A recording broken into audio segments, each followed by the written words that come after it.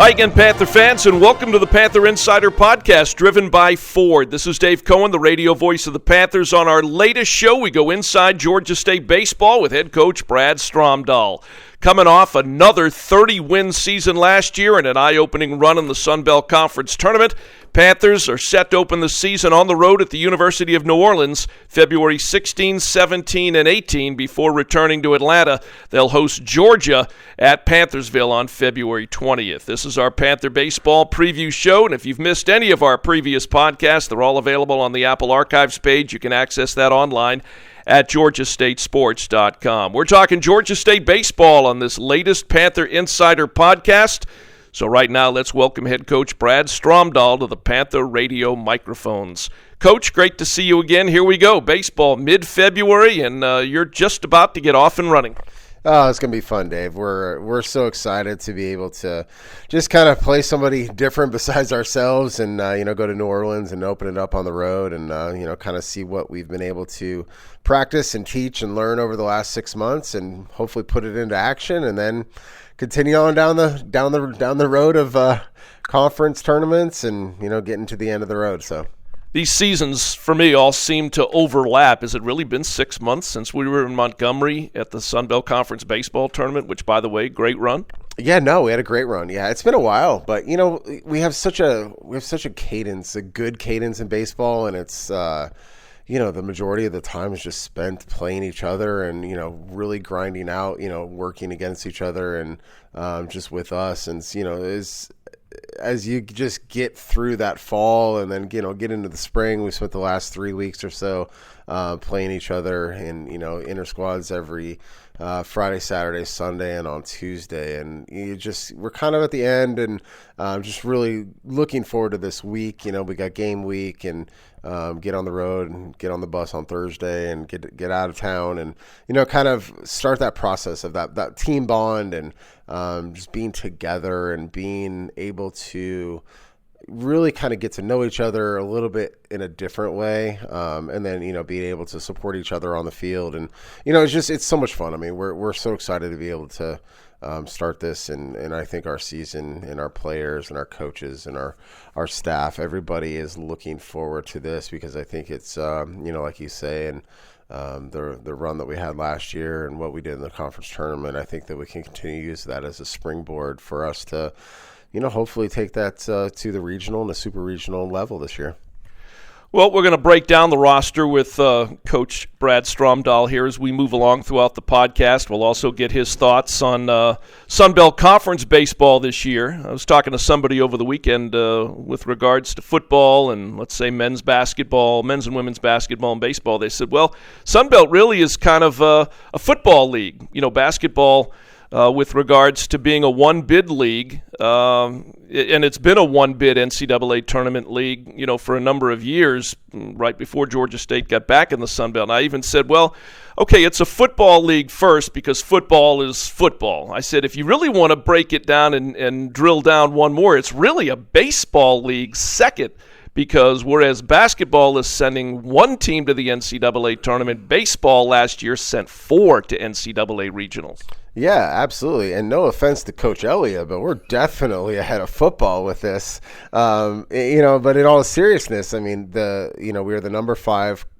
We were number 5 conference for RPI last year, so that hypothetically makes you a Power 5 baseball conference. And so with kind of some of the matchups and the teams going different places this past season in terms of changing conferences, it looks like we probably, if we kind of hold true to what we've done the last few years, having 4 or 5 teams in a regional, that should make us probably the 4th best RPI conference in the country. And so, with that being said, it gives us a chance to be able to go out there and, you put up a couple 34, 35, 36, 37 wins in your season. You're all but should be guaranteed a spot in the regional. You still gotta win. You still gotta go and do what you're supposed to do in the conference tournament, which is win a couple games and put yourself in a position to vie for the conference championship. But ultimately, what we're trying to do is go to a regional, and it's body of work, the RPI committee, and there's so much news and conversations about all of what kind of goes into why they choose a team and why they don't choose a team. Our schedule is set up. Our conference is set up. I think our team is set up to make those runs or to make that run. And, we'll see what happens. And that's, I think, that why we're so excited is because we kind of have everything strategically placed from a non-baseball playing standpoint. And so now our job is to go in there and be able to execute on the field, put up the wins that we need to win. Road wins are more important, from an RPI statistical standpoint than home wins. And so, we've been very strategic with our scheduling to put us in a position to where we are could be considered a team at the end of the year to be able to get an at-large bid if we do not get the automatic. We'll talk about your ball club here coming up in just a moment. You and I have known each other now for a number of years. Can you believe you're back at Georgia State and entering your 5th season as head coach? Oh, it's great. I love it. For those that don't know, I was here as an assistant for 5 years, roughly 5 or 6 years, and then I went to be a head coach at Georgia Gwinnett. But this feels like home, and I think that we've had multiple conversations about this in the past. I consider this like my alma mater almost from a coaching standpoint because I cut my teeth here. We were able to go to a regional in 2009 when I was recruiting coordinator, and to be able to go to come back and be able to be the head coach and be able to put the team back in that position to where we were in 2008, 2009, 2010, 2011.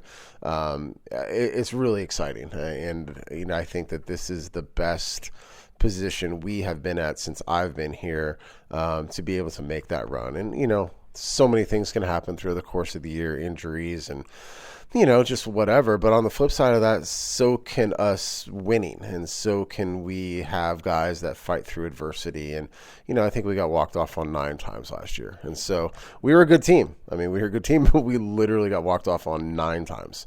And 2 or 3 of those were walk-off grand slams, and it was heartbreaking and devastating. But we returned so many players from that team, and we returned a few players from the year before that. And so back-to-back 30 wins, win seasons coming out of COVID, starting over kind of with a new team and a new program, moving into Center Park Stadium.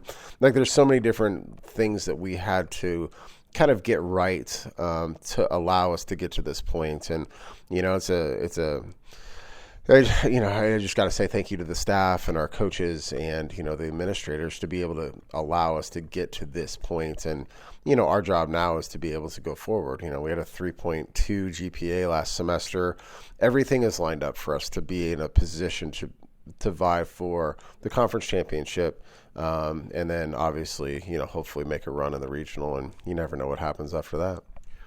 When we sat here a year ago and talked about preseason questions regarding what you were expecting going into last year, your goal was 35 wins.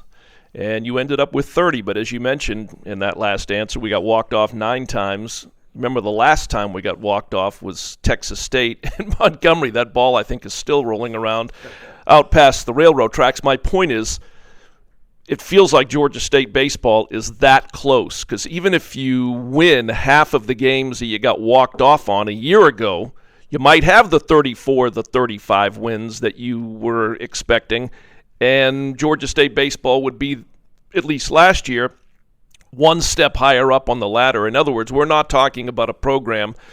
Every program is building, but we're not talking about a program that's really starting from scratch. You've been here now this is your 5th season, and this team is primed, as good as the Sun Belt is, to once again make noise. A win over Georgia Southern in the tournament in the first game, a 1-run loss to Coastal Carolina, and a walk-off 1-run loss, I think it was, to Texas State in that last game. That close to taking what we'll call, you and I, that next step. Yeah, no, absolutely. And that's why I think the optimism is where we are. You look back at that tournament, and beating Georgia Southern for the fourth time that season last year was amazing. And then going into, what we were able to do. And the walk-off came back from, we put Ryan Watson back in. He was 9-2, I think, going in. He was our horse. And the reason why we were able to do such wonderful things last year. But, we have to kind of use and make decisions based on what is next if you win. And so, I wanted to put our team in the best position possible, but, sometimes it just happens, and that's okay. But, as we look at kind of what we have coming back this year from, not only last year, but the year before, in that tournament, Will Mize will play third base again. Matt Ruiz is our shortstop again. Jesse Donahoe is a little bit dinged up, but, Max Martin is those guys Max Martin's a new incoming kid from Rutgers. But, Jesse was there last year, Luke Boynton, Colin Hynek, JoJo Jackson. You kind of go down the list. All of those players played in that game and in those games and felt that walk off. And part of that is like the reality of, hey, we're not going to let this happen again. And then you look at all the guys on the pitching side of things where you have Brady Jones and, Davis Chastain, and you just kind of keep going down the line. All of those players experience the same thing. Now, our pitching staff is a little bit younger than our position players are, but that's okay. We have depth. We have more depth. And then we have more depth on top of that on the pitching side.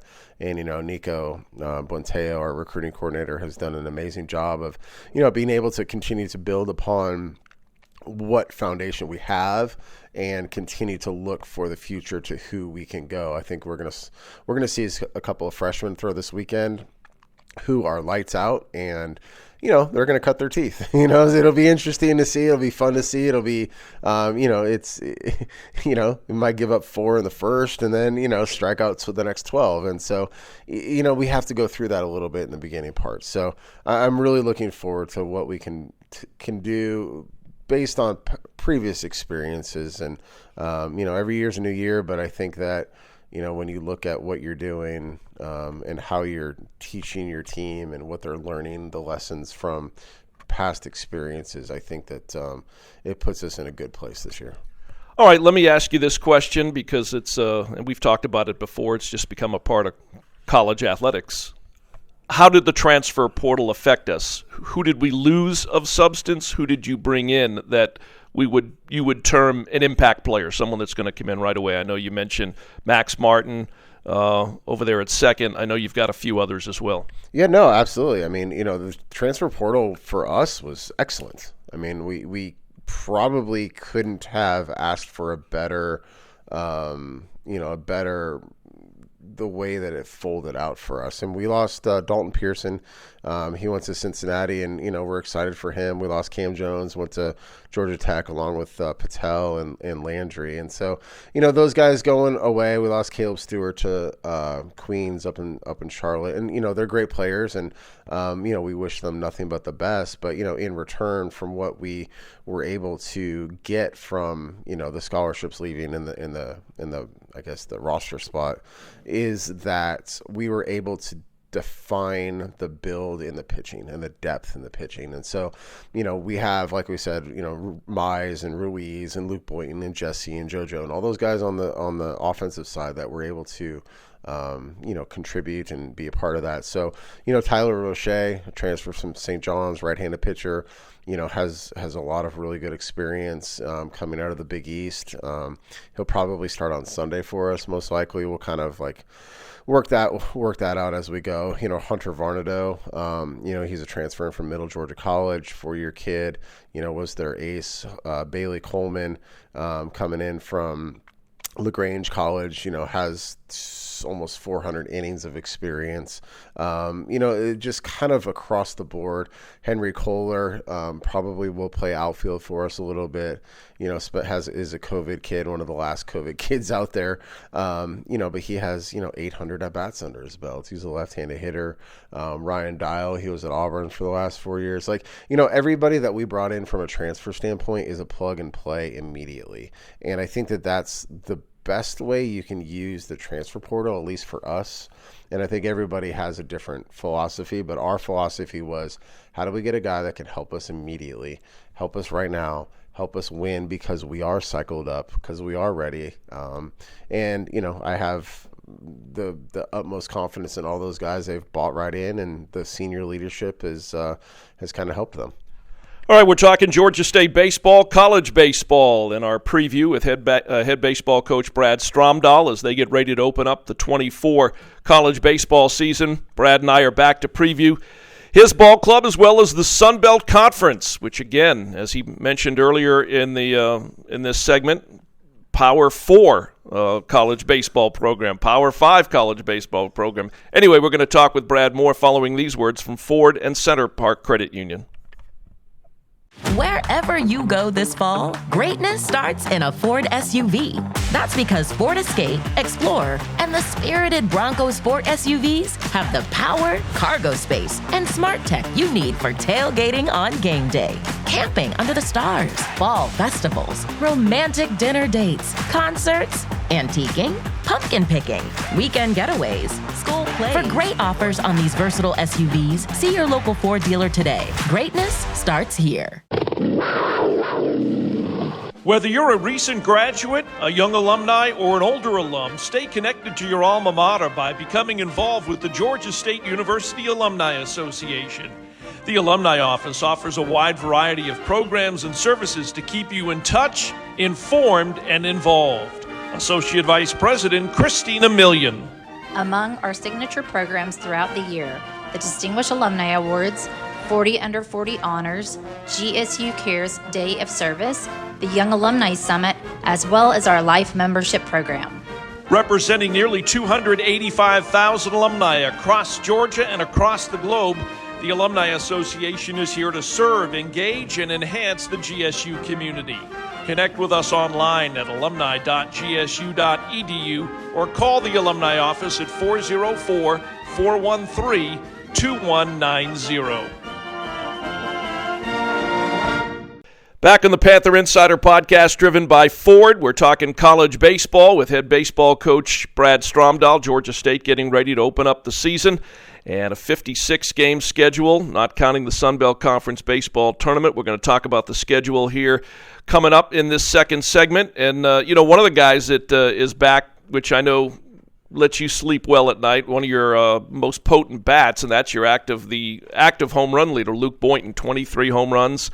Your first baseman, and it's nice having that, knowing that bat is right there. What are you going to hit him, 4 or 5, depending on who we're playing? Yeah, no, I mean, I think that he's probably in the 4 hole to start off with, and with Ryan Dial coming in, from Auburn, he's left-handed. Will Mize, I think, is as good as anybody in the conference. I mean, I think it's going to be a lot of fun. And kind of what we've been joking a little bit is that, the coaches poll that came out, and, it's not really ever coaches that actually vote on it. It's SIDs and, whoever else. And so.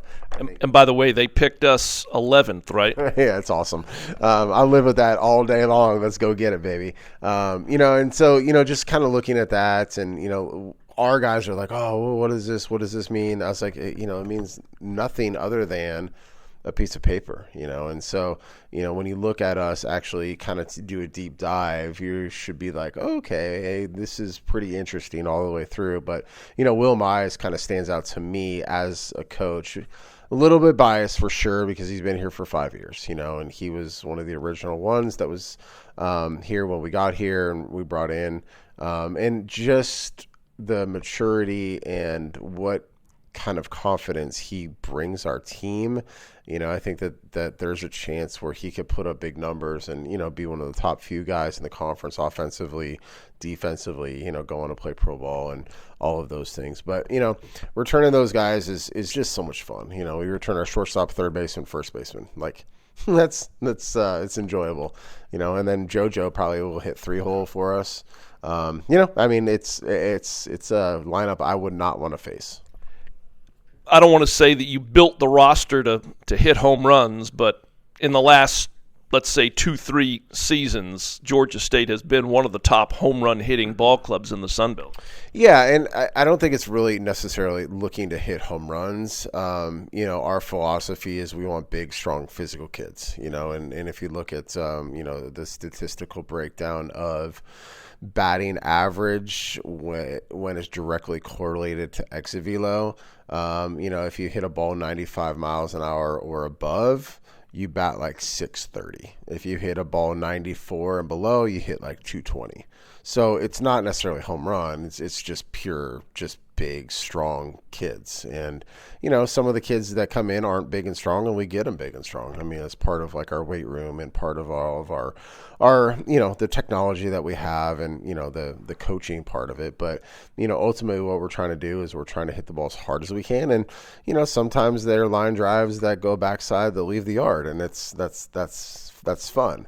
And so we love hitting home runs in our park because it is small, and I think our park is a really difficult place to play, and our winning percentage is very high on that. But, I think we have to win different ways at different points in time. You got to be able to bunt, you got to be able to walk, you got to be able to single somebody to death, and then every now and then you hit a home run. But if you just make consistent contact, and that's our philosophy with Coach Davis, Lars Davis, our hitting coach, it's all about approach, and it's all about understanding what the other pitcher is trying to do, what his strengths are, what your strengths are, and then hunting certain pitches, keeping your eye level up, not chasing out of the zone. And, that's the thing that keeps continuing to evolve within college baseball is, we have so much data. We have TrackMan, we have Yakkertech, we have all of these systems that are built in essence for the hitter, the pitcher, the umpire.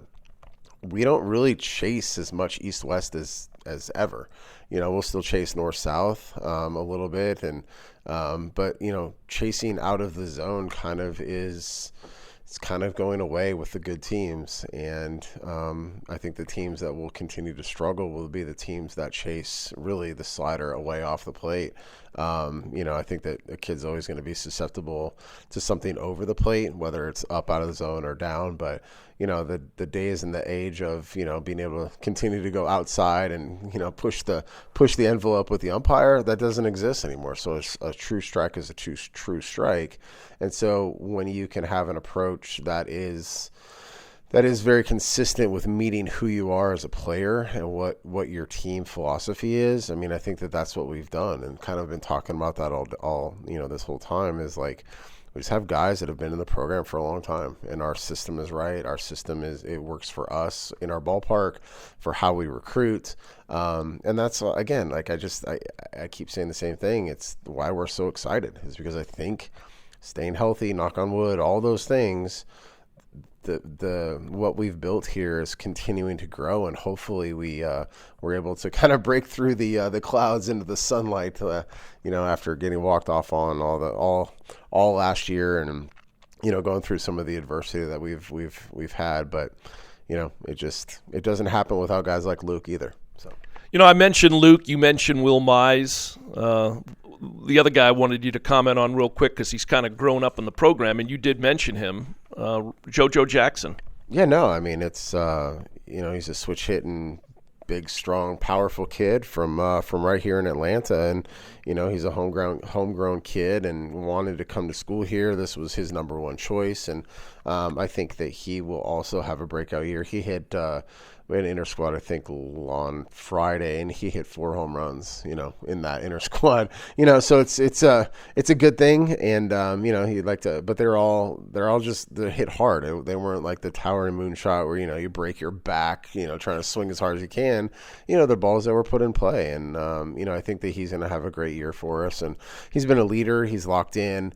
I think he has a chance to be a pretty good draft pick, at the end of the season. And, the thing that also kind of couples with that is that, him and Ruiz and Max Martin, Dial, they should all have 20-plus home runs. Henry Kohler, 20-plus stolen bases. And so, you put the stolen bases in with the home runs, and we're a tough offense. And then you couple that with, hopefully being able to put up zeros and ones, on the other side and the pitching side of things. It's gonna be a lot of fun. Talking to Brad Stromdahl on our Panther Insider podcast driven by Ford. Let's talk a little bit about your schedule. 14 games against 2023 NCAA tournament teams this year. That's a lot. I actually didn't know it was that, but that's what it should be though too, and so some of those teams are automatic qualifiers and some of them are, the SEC, ACC. So, I'm excited about that. I think that, circling back to the RPI and what that means, those are good things, because for the most part, those teams will be 30 plus wins. And so, you look at the RPI from a very simplistic standpoint is there's tier 1, tier 2, tier 3, tier 4. We want to live and win in the tier 2, tier 3 mode. We want to be there. Our conference provides us a lot of tier 1s. Our non-conference of Georgia and Georgia Tech and South Carolina provide us with some tier 1s, but you can go 500 in tier 1, but you need to be, have a pretty good winning percentage in tier 2 and tier 3, and then you should win all of your tier 4s or the majority of them, and then those tier 4s hopefully become tier 3s. But the 30 plus wins puts you in a different category, which is kind of where that statistic lands. So Georgia Tech, Kennesaw State, Mercer, per usual. Last year you played Georgia Tech twice, you played Georgia twice, and one game against each was up at Coolray Field, the home of the Gwinnett Stripers, the Braves AAA. Not doing that this year. This year you're going to take Georgia State baseball over to Augusta, the home of the Augusta Green Jackets minor league baseball park, and you're going to take on South Carolina. That's pretty cool. Yeah, it's going to be fun. What we try to do here in the program too is really just kind of give our guys a different experience, a different look. And so, Coolray was awesome. We enjoyed playing up there. We beat Georgia Tech, I think, in 14 innings in one of those. And so, being able to go and travel, we have actually an amazing amount of baseball alumni that are in that Augusta, Evans, kind of little Greenbrier circle, Aiken.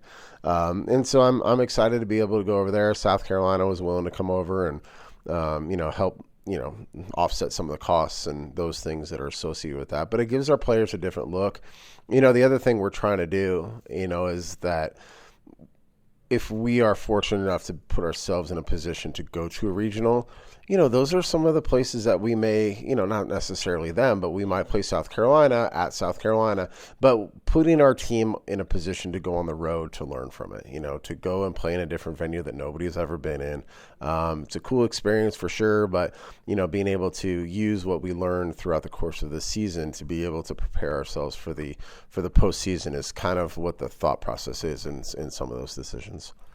All right, let me ask you about Sun Belt Conference baseball. Depending on what, if any, preseason poll you take a look at, and this is why Sun Belt baseball is as good as it is. Coastal Carolina, Southern Miss, Louisiana, Texas State, Troy, the 5 schools that are showing up in preseason top 25 polls. Yeah, and rightfully so. I mean, they're deserving in every aspect of it. What Coastal has done and what Southern Miss has done, and Lafayette, Texas State, Troy. I mean, they all deserve the absolute recognition. And that kind of goes back to us, falling a little bit in the polls, but that doesn't mean that we can't beat them. You know what I mean? Like it's cool, but and they've put together that program. But if you look at where their coaches have been, and with the exception of Troy, those guys are pretty established within their programs. They've been there 5, 6, 7 years, and I think that it takes that long to kind of solidify your philosophy, your understanding of your recruiting base, what you're trying to do, and just really build the leadership from within in your program. And so we are at that tipping point now, and I think that we will be the next team to kind of flow into that, if you will. But it's well deserved. I mean, I think that this conference could potentially have 6 or 7 teams nationally recognized in the tournament this year, just because of what they've done in the past, what the kind of the RPI says, so on and so forth. So it's an exciting place to be in this conference. I think there are great teams in this conference. I'm looking forward to the competition in this conference. And if you win in this conference, you deserve to be in. That's the fun stuff. Coach, as always, great getting together and talking a little Georgia State and Sunbelt baseball. Again, you guys open up at New Orleans, and then you'll come back to Atlanta to take on the Georgia Bulldogs at Panthersville in your season home opener. And best of luck. We'll see you out at Panthersville. Hey, thanks, Dave. Appreciate it. All right, want to thank Georgia State's head baseball coach, Brad Stromdahl. Always good to get together and talk a little Georgia State baseball as they're about to open up the season. And we appreciate Brad taking the time to join us on the Panther Insider Podcast. Again, we're back talking Georgia State athletics again next week on the Panther Insider Podcast driven by Ford. For Brad Stromdahl, this is Dave Cohen saying thanks for listening. We'll see you at the ballpark at Panthersville. And as always, go Panthers!